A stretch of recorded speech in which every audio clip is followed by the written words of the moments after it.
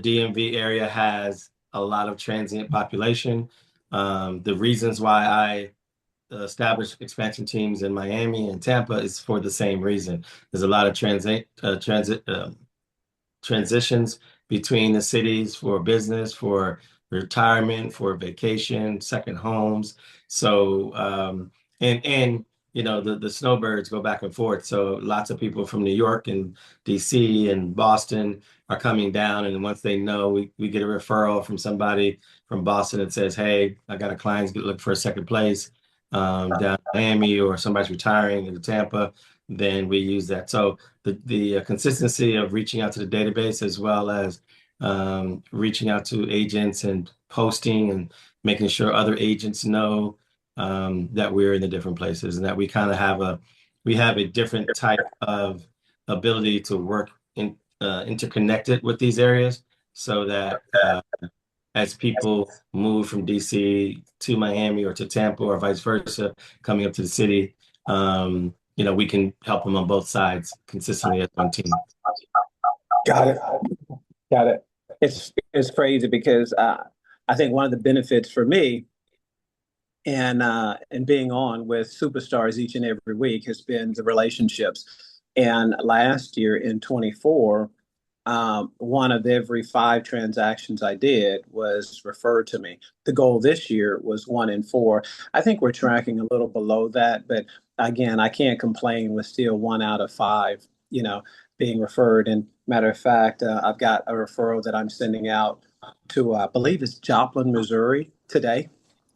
And I know we've got a top agent in that area. I just need to look them up and get the client the information. So again, we say it all the time: relationships can take us places that money can't.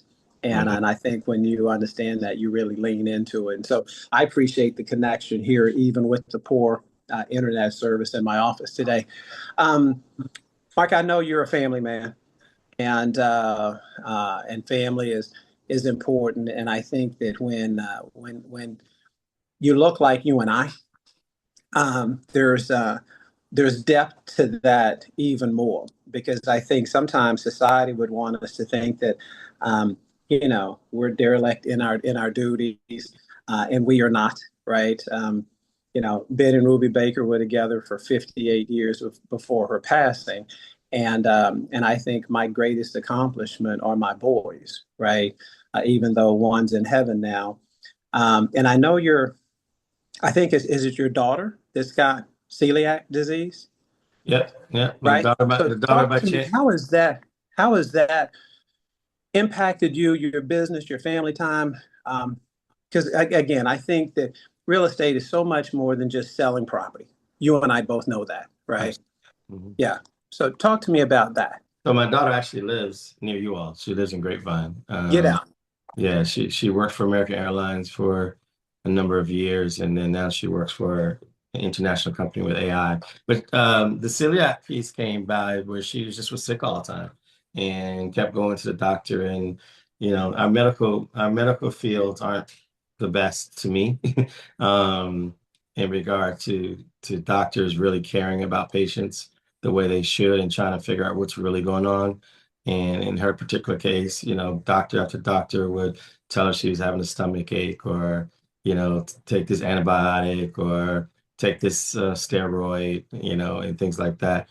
And it's got to be the point time, as a dad, where you get a call, weekly with your daughter crying because she's in just crazy pain. Um, and celiac is not uh, something that people are really aware of. There's a Celiac Awareness Day. I forgot what day it is. It just passed not too long ago. But for those that don't know, celiac is the allergic reaction to gluten. So you have people that are gluten free. Some people do it by choice, and some people do it by allergy. Um, but they have an allergy to gluten. When it gets to celiac, that can actually kill you. It's that bad, and it also can create cancers in your body.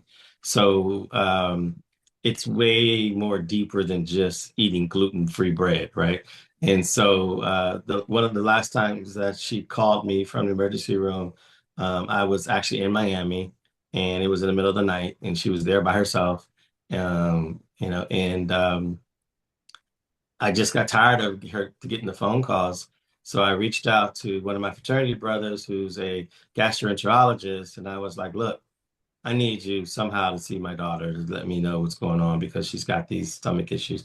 And, in the African American community, Crohn's disease runs in the African American disease. There's a lot of interdigestional diseases that run in the African American community. So a couple of my family members have Crohn's. I wanted to make sure it wasn't that. And so, being a great guy that he is, and a friend and a fraternity brother, that was on a Friday afternoon. He was like, have her in my office on Monday, gave her time. She went there. They started doing tests. They start with IBS, with irritable bowel syndrome, and they go through all these different series of tests, to the point that they find out, through all the very invasive test, obviously, because it's your intestines, that she in fact had celiac. So since then, she is a master of the celiac diet. Um, she knows every gluten-free place that is there in Dallas, and she used to live right near the airport. I forgot what it was called with the C. Coppell. Capel. Uh-huh. Yeah, Yeah. so she used to live in Capel, now she lives in Grapevine, and so she's aware of all the different restaurants where she can eat because that's one of the things that's hard to eat Right. out. Um, Absolutely. and she's also learned to cook in that manner. So really, really proud of her that she's gone through that. And there's a restaurant, a chain of restaurants called Burton's, not to plug y'all, but there's a chain of restaurants called Burton's, and they actually have a gluten-free kitchen that you can order from. Then they bring the food out to you separate to make sure it's not touching Uh, anything else. And there's a couple of restaurants. True Foods is like that. yes. There's a It's couple. funny you mentioned True Foods. The main chef there is my client. So Oh yeah, yeah. yeah. So they are very aware of it. And then there's other places that you can go to. So being a dad, so I was a single dad. So I have a son and a daughter. My son lives in New York, and so my kids have always been forefront. I've made sacrifices for them through the whole time to make sure they got raised. Because my mom raised five kids by herself. So my thought was if she raised five, I could do two, right? Yes. So that was my Wow. focus, and my family's on my mom's side is very much education Yes. oriented. They were all Yes. teachers, professors, and things like that. So education was forefront in my mom's mind, and so for us, it's the same thing. And so I made sure my kids went to, got the best education, went to college, and just got a good launch for themselves. And so Yes. real estate helped them, Absolutely. right? Real estate was Yep. the feeding ground for that to make sure as much as I could do in real estate gave them better opportunities. Yeah. Well, I love that. You tell your daughter again if she needs anything. Again, I'm not great about restaurants here, but if she needs anything other than that, she can call on me anytime. I appreciate I'd love to be a support and another anchor for. I think this is a great transition because you told me that you reached out to one of your boys who I think also is he a Noop also? it. Absolutely. Um, There's only Tell one. me how has your fraternity? Yeah. So there you go, right? So again, I'm not because at my university when I was there, it's crazy. We didn't have any fraternities or sororities that looked like me. Mhm. And at the time, I felt like I didn't really need one because I had the brotherhood. I played on the football team, but I missed that part, and I'm envious. And I know how impactful it can be because all of them, and I think regardless of um, who you're a member of, I think service is key and forefront in those fraternities. How is how has your fraternity supported you or your fraternity life elevated you, I think, in being the man that you are or running the business that you have? Because I know there's a correlation between the two. Yeah. So one, I tell everybody it's never too late. So if you still want to, if you're still interested, find some fraternity you like. Everybody, we all have alumni chapters, and we have programs for membership in our fraternities and the sororities. So it's never too late. I saw a 92-year-old man go through our process and become a Kappa. So it ain't never too late. So I myself was interested in college and didn't actually go over in college, went over in alumni. And in regard to support, it's a brotherhood, right? And so um, the difference between, for those that, not aware, we have what we call the Divine Nine, which is nine fraternity and sororities that work or that exist in kind of a cohesive space. And um, First one was founded in 1906. The last one was founded in 1963, I think. And um, the fraternity, it really is a great bond of brotherhood, of commitment to, like you said, the community and our mentor programs. We have a guide right program which we help kids from like sixth, seventh grade to high school. We give scholarships. So we do a lot with our community. Unlike a lot of non Black or African American fraternities and sororities, once you finish school, there's still a whole path to work in. And so I've met a lot of my friends and such that pledged fraternities and sororities when they were in college, but then they don't really stay active, or they don't, there's nothing there. There's not a true alumni type of scenario, but we are forever. Like when we go through the process, we are forever until we die. And so we're constantly involved in the community. We're constantly involved in giving back to our universities. And so, that has been supportive in regards to all of my business and my ability to want to contribute to the community. I've worked within the fraternity up to the point about a year and a half ago where I was president of our chapter here in Maryland, the College Park Sandy Spring chapter, for 2 years. So I still work diligently with them as well as our foundation.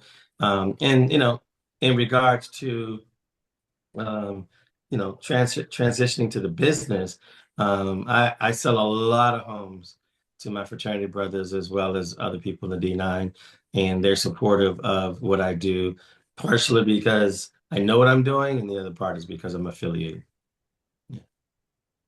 That connection, I think, is so important. And just service, it's the one thing that has impressed me, regardless of whether, we're talking about Zetas or AKAs or Kappas. The service has always impressed me because I Mhm. think that it's service above self. And I just applaud you guys. Keep doing it, and keep moving the needle forward, and educating our consumers, educating our communities, because again, that's where we start. We've been behind forever, but we're catching up rapidly with the support and the help of you guys. Well, And I would just say this too, Ben, that it's also, especially over these last 5 or 6 years, as we went through COVID and the changes and things like that, the brotherhood allowed for kind of a space of a safe space for men to talk about what was going on, whether it be at home or financial or getting jobs or just needing a place to vent. yes, It's been helpful because everyone, I don't care what you're affiliated with, we all as men, since we're all men on here, we all as men need a place to vent, right? And whether that's the therapy side of it or just somebody that you can talk to, we are as men been challenged to hide our emotions and never show that you're having problems, right? Because if you do, you're weak or you're not a man. And yeah, I've talked to women. Well, he's not a real man. I don't know what the hell a real man is, because if you're a man, you're a man, right? So um, so it's been helpful in that space as well to make, and yep, we've created spaces for our brothers to make sure that in the space they're in, they can have that safe space and talk. So we have cigar nights, and we have pool nights and bowling nights, and we have happy hours, and then we do, of course, a lot of charitable things. But making sure that there's space that we can stop and talk, whether it's about basketball or the Cowboys or relationships or whatever. And I think that's yeah. been a big benefit as well. and needed, especially again, you're a Cowboy fan, in light of, Neyland, that whole thing. And it's just, again, on the surface, it looks like here's a young man who was on top of the world.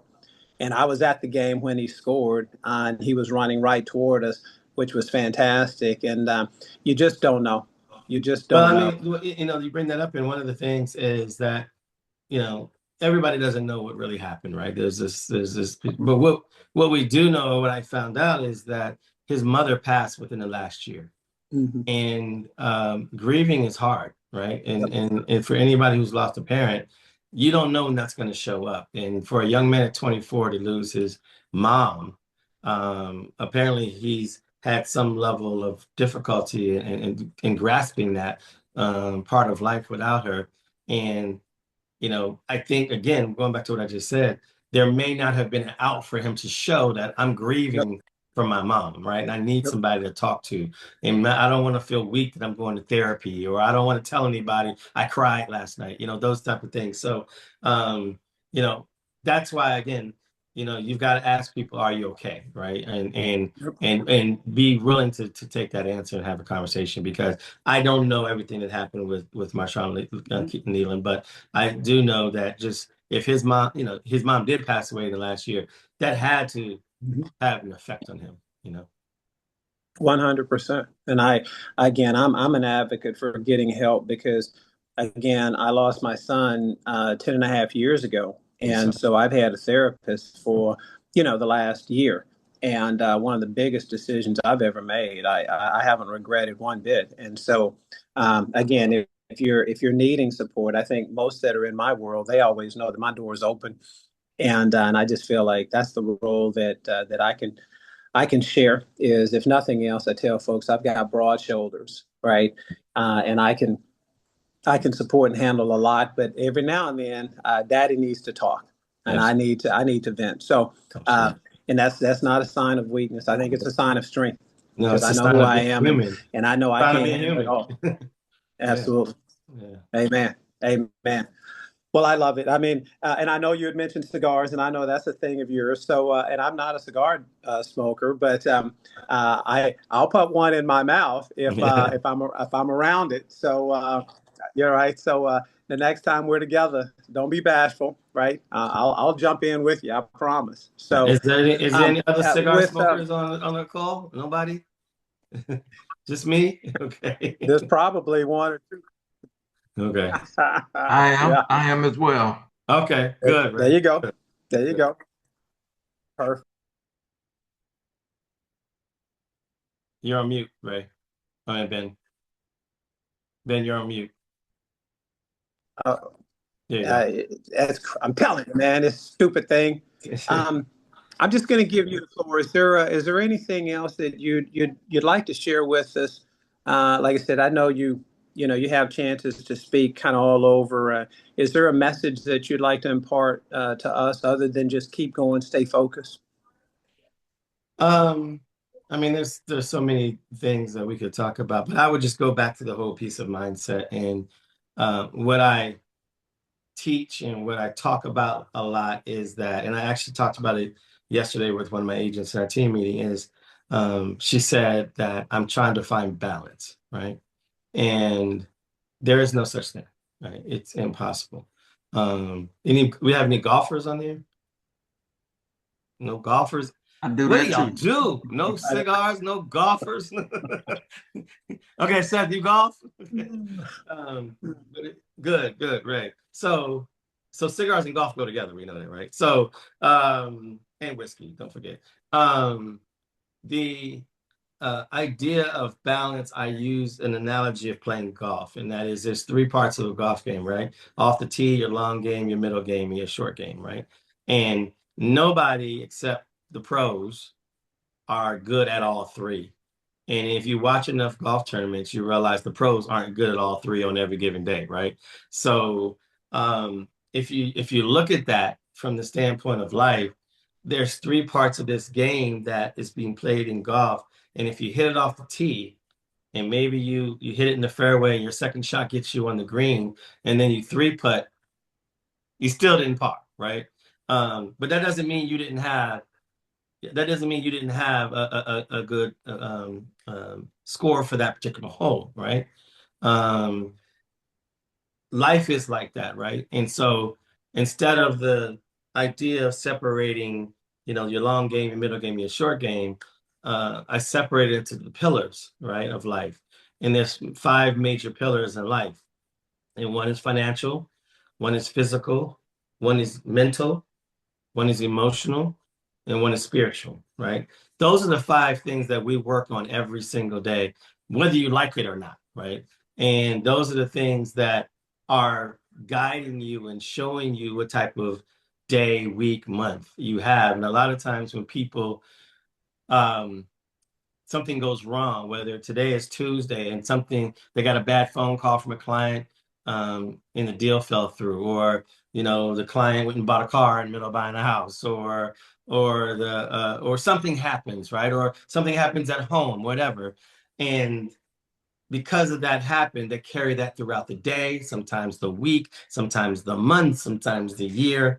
Whereas realistically, that might have really specifically only hit your financial, right? It might have only hit your emotional. It didn't change everything else, right? And so we have to do an accountability checkup, should be every day, when you have your routine, to say, okay, Ben, how am I doing today? Spiritually, where am I on a scale of 1 to 10? Like, is my spirituality, whatever it is, whoever that may be, my spirituality today is great. On a scale of 1 to 10, I give it a 9. I give it a 10, right? Um, my physical, I woke up this morning, I'm in my 50s. Something hurts every day. If you're in your 50s, y'all know something hurts every single day. It just comes out of nowhere, right? So, on my physical side of it, how am I doing, right? And if it's, a while ago, I had backaches all the time. And so, people tell, you do more exercise, I just had to change my mattress. That was really the problem, right? So, the emotional side, again, going to what we talked about a little bit ago, like, where are you emotionally? What's happening? Are you grieving? Is there something draining on you? Or did you break up? You have a breakup, or are you in love and you can't control your time? Things like that. Um, the mental side. Can you focus? Do you have a schedule? Are you able to get stuff done? Are you able to check off the boxes? And the financial side, like, how much, where's your money side? And financial is not always, I got all the money I want. Financial is just like, today I'm not where I need to be, or I had two great weeks of settlements, and that right now is at a 7, right? Or it's at a 9.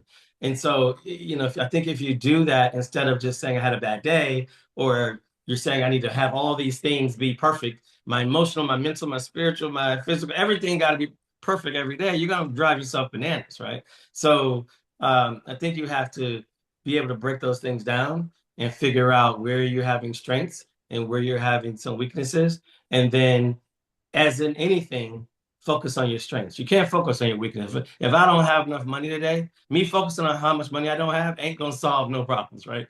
But if I say, today is not a good financial day, but my mental's strong, then I can go and do my work. I can make my legion calls. I can make my follow-up calls. I can send out whatever campaigns, because I'm focused on that, which is going to help that financial piece. Or vice versa, if something physical is happening, then go address that. Like, go call the doctor, or go take the vitamin, or whatever you got. Go address that, but everything else is okay. Don't drain your whole day because you woke up at 50 something years old and your toe hurts and you don't know why, and all of a sudden the rest of the day is like no good, right? So. I think that from that standpoint, if people could get more into the idea that there's parts of life that you have to focus on, and there is no perfect day, there is no balance. However, you can have a good day every day if you focus on the strengths and say, my spiritual is really high, and I'm going to spend a lot of time in prayer right now, because Lord knows we all need prayer, right? So I'm going to spend my time on prayer today, and I'm going to focus on getting my work done. And physically, I may not do too much because I don't feel good, right? But I'll hopefully get that together over the next day or so. And now that's moved up to a 7, but maybe, something emotional happened and that moves, because that's how life works. It's just imbalanced, right? There you go. So that's kind of what I would put out there for people, especially if you're in this industry, going through these markets that we're doing, and going now, we're going to go to the holidays, which is a huge time for grieving and emotions. So a lot of people that you see are going to be faking it because it's the holidays. Yep. And some people just don't like the holidays because of stuff that Yep. happened around them or Yep. because of loss or because of whatever. So by recognizing where you're strong and where you're weak, it allows you to continue to move on, to keep going, like we said, but in a very intentional way. I love that. I think what I heard was again, just if you're feeling poor or weak in this area, but you're strong here today, lean into the strong, and I think that the weak will come along because tomorrow you might be feeling strong physically, but a little weak financially. So I love that message, Yeah. and I think also. It's such a great point about the holidays. My family, we're just because of loss now, we really don't celebrate Christmas. We fly, and Hmm. so we pick an interesting destination, and I think we're going to San Juan for Christmas, and that's just how we handle it. But everyone's different. So Everyone's different, and you got to allow people to handle it the way they handle it. yes, Because if you try to force somebody, it's like, well, go cry. Maybe they're yeah, just not a crying, right? right, right, Or go talk to somebody. Maybe they're not ready to talk to somebody. Let them handle it however they handle it, absolutely. and support them in that space. Yeah. Mark, I appreciate the message. Again, apologize for the weak connection earlier, but the message was strong. Connection weak, but the message strong. And that's what I'm talking about. Man, I appreciate you. And thanks for giving us a few minutes of your time today. Look forward to connecting when I'm in the DC area. And it's crazy. 2 years ago, we spent Christmas in DC. Um, That's didn't cold. connect it. It was just, Cold.